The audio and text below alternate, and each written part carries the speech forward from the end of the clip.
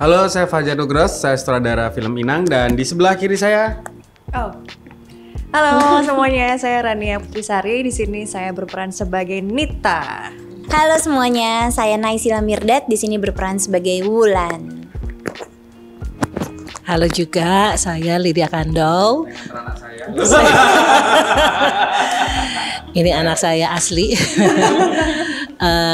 Peran saya sebagai Ibu Eva.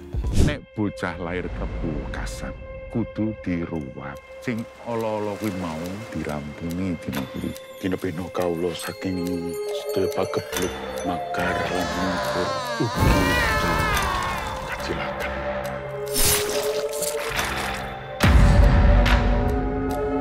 Kalau lo tahu apa yang gue rasain, apa yang gue alamin di sini, lo bakal ngerti.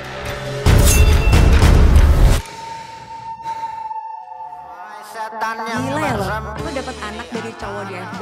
Sekarang lo mau kasih orang tua asuh dari FB juga. Tapi sekarang gue nggak bisa ninggalin anak gue di sini. Kamu datang ke sini baik-baik, sekarang mau pergi juga baik-baik.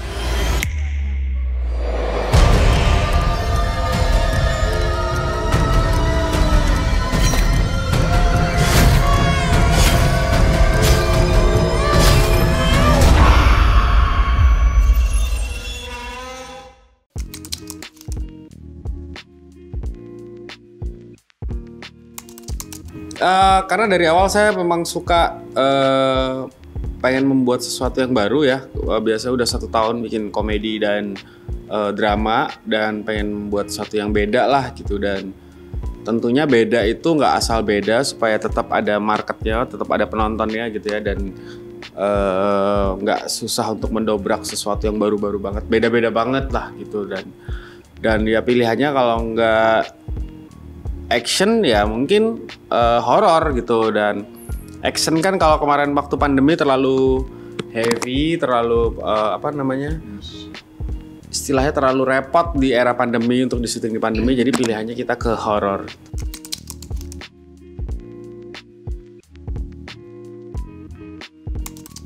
Oke, jadi kenapa film horor?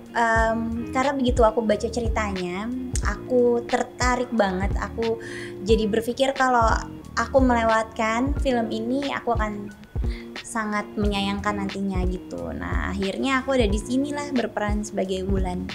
Terus prosesnya tuh sebenarnya lucu banget ya, karena saat itu aku lagi di rumah aja, tiba-tiba mama bilang, nah ada sinopsis nih, kamu tertarik nggak? Tapi ini film horor. Nah yang tadi aku bilang, begitu aku baca, wah aku suka banget. Lalu aku tanya sama mama, siapa mama ini direkturnya? Mama bilang Mas Fajar. Untung langsung baca ya? Biasanya kan dikirimin apa nggak? Nggak, iya biasanya ketunda-ketunda iya. gitu. Kalau ini langsung baca saat itu. langsung baca karena aku emang lagi di rumah, lagi santai gitu. Terus aku bilang, wah oke banget nih gitu, mau suka, ya udah coba datanglah ke kantor IDN gitu, nanti meeting di sana. Oke. Pas datang meeting perkenalan, tiba-tiba saat itu aku nggak tahu kalau mama juga main. Tiba-tiba aku datang ada mama. Aku tanya, mama kok ada mama di sini gitu. Ngapain? Terus mama bilang apa? Mas Fajar juga ngomong waktu itu. Loh, kan mama enggak, Mas Fajar duluan yang ngomong. Mama mau main di sini gitu. Jadi saat itu aku nggak tahu. Kalau proses casting, aku juga dipanggil sama casting director buat dikasih tahu nih karakter, screen test karakter Nita seperti apa. Awalnya juga kayak, aduh ini sebelumnya nggak pernah kayak gini gitu. Gimana ya, berani nggak ya gitu kan. Terus habis itu setelah diceritain benar-benar ceritanya seperti apa, menarik juga ya. Jadi udah mulai bimbang nih. Kayaknya seru juga nih kalau dicoba gitu. Karena kan kalau nggak dicoba kita juga nggak punya challenge lagi kan gitu. Jadi yaudah kita screen test aja dulu. Terus ternyata masuk.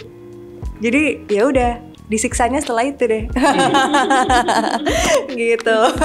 Kalau saya ditawarin, terusan saya baca sinopsisnya, saya tertarik. Cuman semakin tua emang sebetulnya saya semakin agak penakut gitu kan, penakut dengan hal-hal horor. Jadi saya datang ke kantor, saya pengen lihat dulu nih orang-orangnya horor nggak mukanya gitu. Jujur, gitu kan. Saya lihat energi negatif, gue makin takut nih gitu kan. Ternyata muka ganteng gitu. Gitu terus. Iya benar, pokoknya tidak menyeramkan suasana pada saat itu. Oke, gitu kan. Nah terus awalnya juga saya nggak tahu kalau ternyata yang dipilih itu Nay. Begitu saya udah oke, baru ditawari Nay, saya kasih tahu Nay begitu.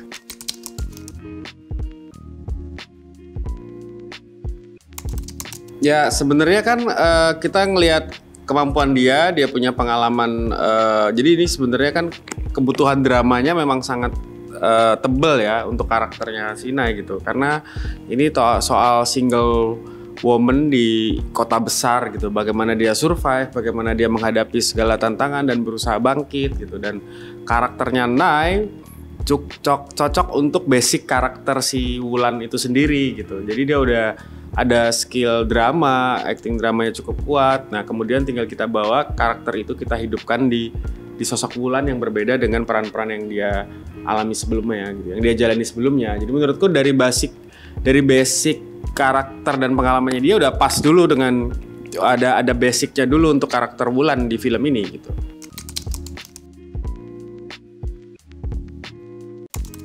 Oke, kalau menurut aku dua-duanya pastinya punya tantangannya sendiri karena proses kerjanya juga sangat berbeda ya antara film sama antara kita bekerja di dunia stripping untuk TV gitu. Terus kalau dibilang apa yang disuka, apa yang nggak disuka, aku jalanin aja sih, aku pelajarin dan aku nikmatin dan syukurin gitu. Jadi nggak ada yang ngebuat aku ngerasa nggak suka.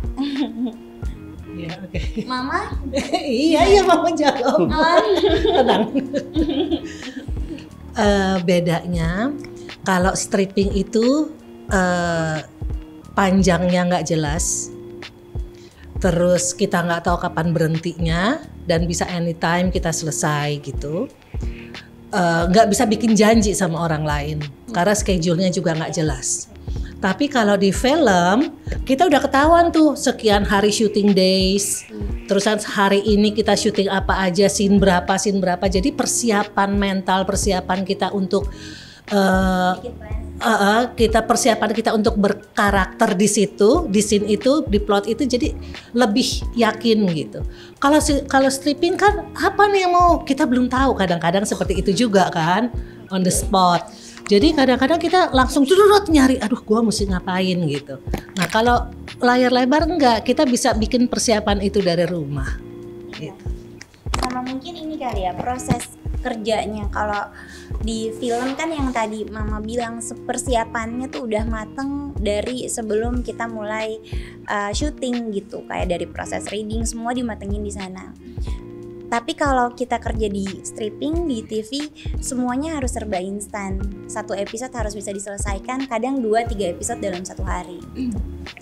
Gitu. Jadi kalau di film semuanya udah sangat matang, terprogram gitu. Jadi jauh lebih jelas dan kita bisa planning gitu untuk hidup kita mau apa setelah ini. Bisa gitu, membuat lebih baik.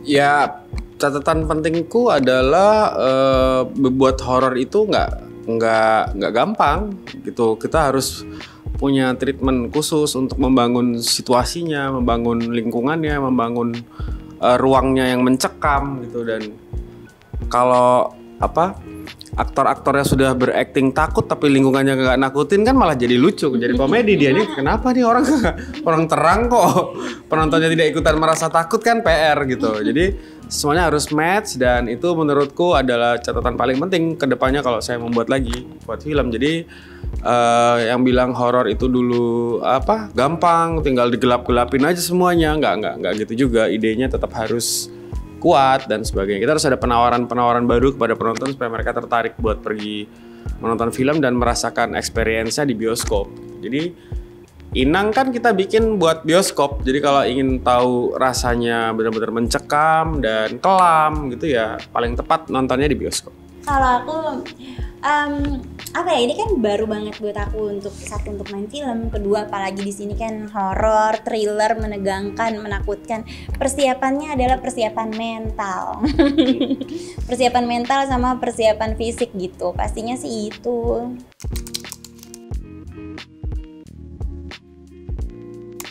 Kalau orkes berarti jawabnya bareng. Oke. 1, 2, 3. Percaya. Percaya nggak percaya sih gitu ya. Ya gitu, karena kita kan tumbuhnya dulu Baca zodiak nggak? zodiak baca kan Percaya dulu nggak? enggak juga sih. Pusing ntar Pas bacanya. paling kecil tuh zodiak. Iya benar sih, tapi kadang kalau terlalu dipercayain banget jadi pusing sendiri nanti kalau kejadian. Gitu. Terus kan kita hidupnya juga ngelewatin cerita rakyat, jadi dari kecil tuh memang udah apa ya, nggak jauh lah dari mitos-mitos yang ada. Jadi boleh percaya boleh enggak gitu. Jadi mungkin biasanya kalau ternyata kejadian, iya juga ya, berarti bener nih gitu. Jadi balik lagi, percaya nggak percaya. Tapi ya kalau sekitarnya menakutkan ya jadi percaya sih. Rebo Wekasan saya baru tahu di judul ini. Tapi kalau untuk hal-hal mistik yang lain, saya sepertinya percaya juga. Ya. Iya. Soalnya kan Aku pikir saya nggak percaya, ternyata saya percaya juga. iya, karena memang ada gitu. Hal-hal seperti itu tuh ada, seperti misalnya apa itu babi ngepet. Ya kan? Nah, hal-hal seperti itu kan memang ada, karena saya percaya misalkan dengan kakak saya yang depan rumahnya diliwatin babi ngepet. Nah, kayak begitu gitu. Dan banyak sekali hal-hal, saya kan memang tinggal di daerah dulunya, bukan Jakarta. Jadi mereka sangat pernah heboh gitu. Pernah heboh dalam satu hal ini, dan saya pernah datengin juga gitu. Tapi untuk ngalamin sendiri nggak pernah. Itu loh. Jadi antara percaya tapi nggak ngalamin. Ya buah jatuh nggak jauh dari pohonnya lah. Aman. Idem. Sama lah kayak mama aku. Kayak sama semuanya di sini deh. Apalagi kan papaku kan orang Jawa ya. Jadi banyak juga kayak cerita-cerita mitos yang suka diceritain gitu sama anak-anaknya. Jadi nggak asing lagi. Tapi dibilang percaya nggak percaya, ya percaya nggak percaya juga gitu. Iya, terlalu unik untuk ada di realita, tapi ada gitu, gimana? Kecuali kalau kita suka main ke dukun atau apa, nah itu kita langsung yakin, percaya gitu. Tapi karena kita nggak main begitu, tapi banyak hal seperti itu. Jadi Main ke dukun kan bisa dukun pijat, Dukun anak.